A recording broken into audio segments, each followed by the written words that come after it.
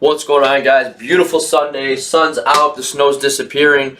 Lots of great stuff going on. I wanted to give you a little daily dose of John. And book I'm currently reading, which is Jordan Peterson, 12 Rules for Life, and An Antidote to Chaos, is a pretty awesome read.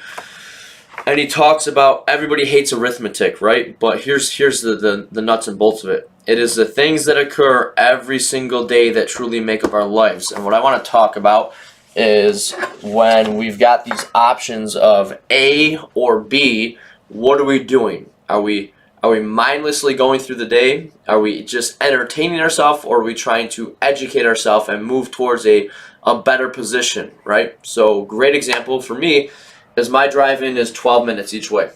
12 minutes in, 12 minutes out.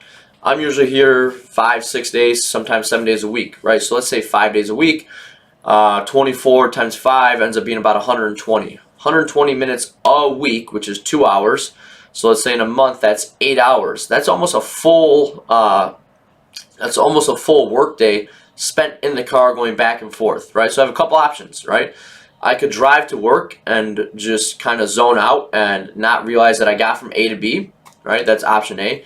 Option B is I could listen to the radio and listen to the same Kesha and Katy Perry song, or 94.9, the same Nine Inch Nails song for the 100th time. Or C, the option that I really recommend, is getting something on Audible or some sort of podcast or something that gets you to start thinking, that's trying to educate yourself. And you could pick anything.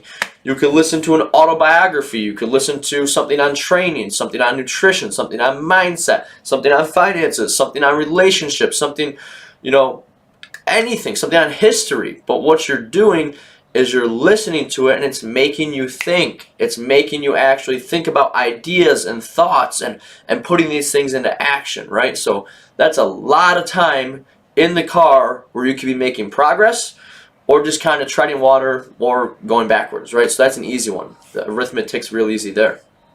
Let's go to the next one. That it's been about a month, guys. 1 month, no Facebooks on the phone, right?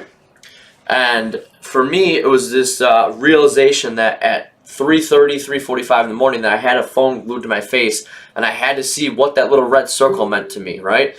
Who liked this post? Who did this? Who did that, right?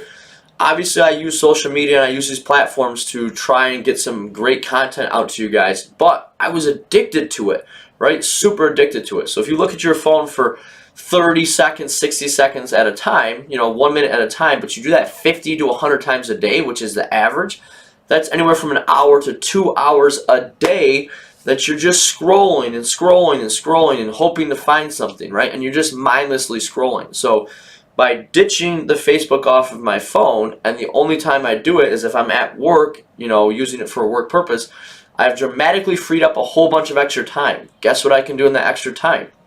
I can read, I can meal prep, I can get in a workout, I can reach out to relatives, I can do all these things that help me feel like I'm making progress, instead of scrolling and scrolling and scrolling and scrolling and just going back and forth with this social media stuff.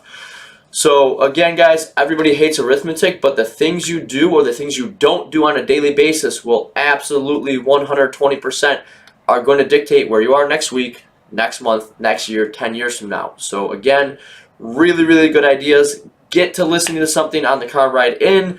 Find something that piques your interest. Get off the drug that is the phone glued in your hand, and it's amazing what happens when you do. Have a great Sunday. I look forward to seeing everybody this week. Sun's out. It's going to be an awesome, awesome week.